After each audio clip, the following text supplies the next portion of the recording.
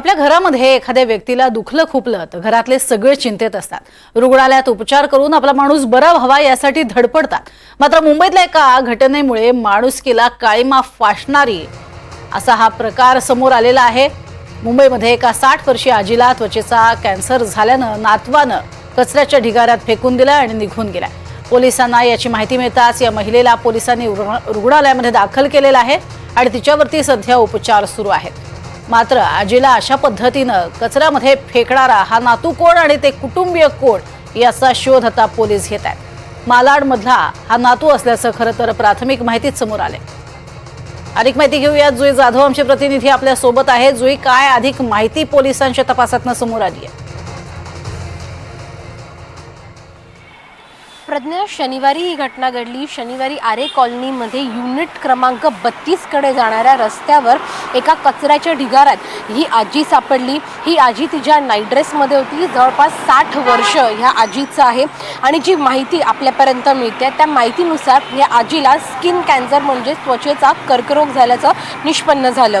ज्या क्षणी पोलिसांना ही आजी सापडली त्यावेळेला आधी तिला त्यांनी ट्रॉम्बे रुग्णालयामध्ये नेलं। मात्र तिथे आपल्याकडे उपचारासाठी जे लागणारे इक्विपमेंट्स होते त्यांचा अभाव असल्यामुळे त्यांनी तिला रुग्णालयात दाखल करून घेतलं नाही।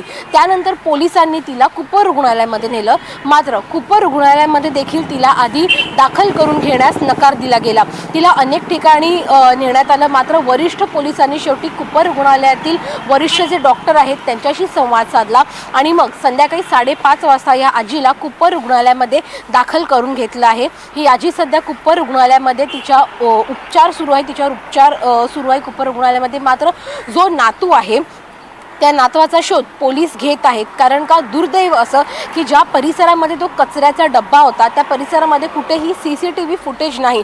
त्यामुळे इतर CCTV जे फुटेज आहे ती आजी कुठे राहते, नेमकी कशी बाहेर पडली, या सगळ्याचा CCTV तपासून मगच त्या नातवाचा शोध घेतला जाऊ शकतो। मात्र माणुसकीला काळीमा फासणारी अत्यंत दुर्दैवी घटना आहे। जसं तू मगाशी देखील उल्लेख केलास की आपल्या घरामध्ये जर एखादी आजारी व्यक्ती असेल तर आपण तिला रुग्णालयामध्ये नेतो उपचारासाठी। मात्र इथे नातवाने थेट आजीला कंटाळूनच तिला कचऱ्याच्या डब्यामध्ये टाकलं। त्यामुळे निश्चितच कुठे ना कुठेतरी माणुसकीवर इथे प्रश्नचिन्ह उपस्थित होत आहेत। वरिष्ठ पोलीस याचा अधिकचा तपास करत आहेत आणि या आजीवर उपचार जे आहे ते कुपर रुग्णालयामध्ये सुरू आहे। नातवाचा शोध देखील सुरू आहे। त्यामुळे आज नेमकं या सगळ्या घटनेमध्ये पोलिसांना अजून काय पुढची माहिती मिळते हे पाहणं महत्त्वाचं राहणार आहे। प्रज्ञा, नक्कीच अत्यंत दुर्दैवी घटना म्हणावी लागेल आणि यावरती अर्थातच असा नातू आणि बाकीचे लोक हे सापडायला हवेत एवढीच अपेक्षा। तुर्तास धन्यवाद या संपूर्ण माहितीसाठी।